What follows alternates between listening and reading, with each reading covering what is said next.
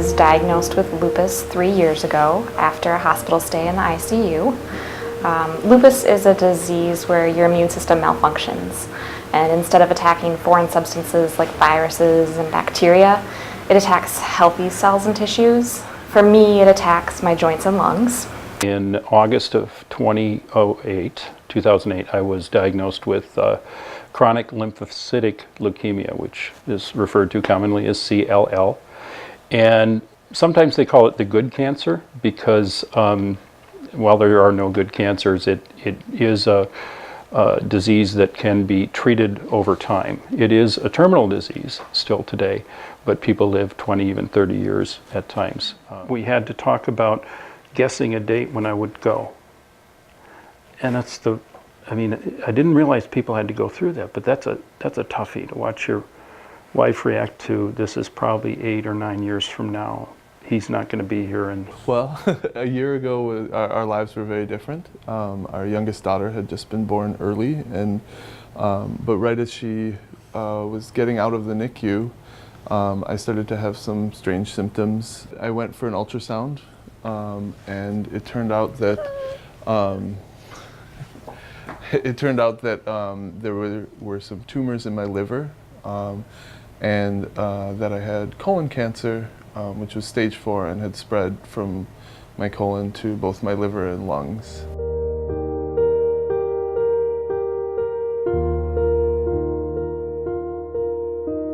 I was actually visiting my chiropractor and was having these strange symptoms with muscle spasms and numbness in my limbs, and she suggested that I go get a brain MRI.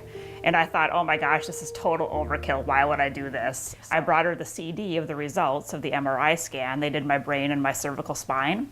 And when she pulled up the CD and looked at the report, she said, "You better sit down."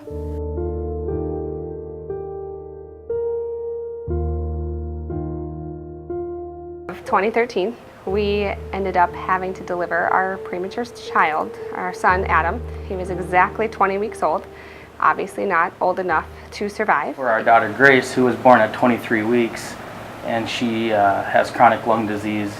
Both of those reasons is what Faith Lodge is there to help families out for those that have medically complex children, or for those that have lost a child. I would go to sit down to read a book with him, and he would get up and walk away. I would try to talk to him, get him to make animal sounds like he used to do. Michael would do it, and Jake wouldn't do it. And then I came home from work one day, or from somewhere. I came home, and he was sitting in front of the television, and it wasn't on. He was just staring at it. And I was like, "Jake, what are you doing? Jakey." And he wasn't responding, and I picked him up, and I looked at him, and he looked right through me, as if I wasn't even there. I'll never forget it as long as I live. There's something wrong here. And he looked at him, and Jake was going like this. And he was just, and then he was flipping, and he said, I think he has autism. I think you need to do this. Community Health Charities is a nonprofit that represents health-related charities, some national that you may be familiar with, and some local that you may not be familiar with. All of our charities, national in scope or Minnesota-based, have an office in our community and serve our residents. Our charities provide a variety of programs and services for individuals and families needing support. Steve goes off to his support group for people living with cancer. I go off to my support group with people who are caregivers or friends or family of people with cancer. And the kids go to Noogie Land. They get to be in an environment with other kids whose lives are impacted by cancer as well. And Henry has made lots of good friends, and when Reagan arrives, she and Henry are zipping around and going everywhere. And I really like the fact that they have that shared experience of having a parent who is living with cancer, and that they won't have that isolation. I find it important to support health charities because we never know when our own lives are going to be in need of something or some other support somewhere along the line. Thank you so much for your consideration of the MS Society. This can be a horrible disease, but because of donations like you have given or will give, it has put 13 medications on the market today which are helping people live a better life with MS. So thank you. Lupus Foundation of Minnesota has helped me deal with the struggles and even day-to-day struggles of living with lupus. really through the strong educational classes and the support groups they offer. Before going to a support group, I had never met anybody with lupus before. And when you meet somebody that's going through the same struggles as you, it really changes your life. You know you're not alone. Thank you to Community Health Charities and to each and every one of you for giving money to organizations like the Lupus Foundation. The Lupus Foundation and any charity that you support makes a difference in my daily life and how I can live with a disease like lupus. Thank you.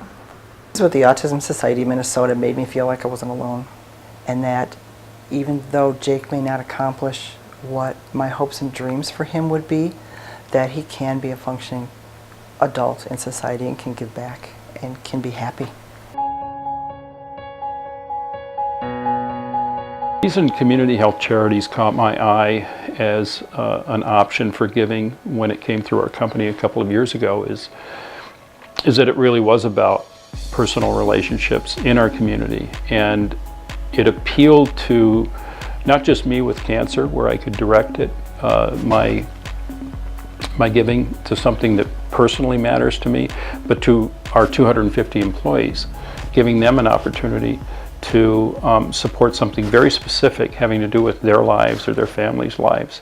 Giving to community health charities is easy. You can either select community health charities and we'll split your donation equally among all of our charities, or you can select a few that are close to your heart. On behalf of all the charities that we represent, thank you.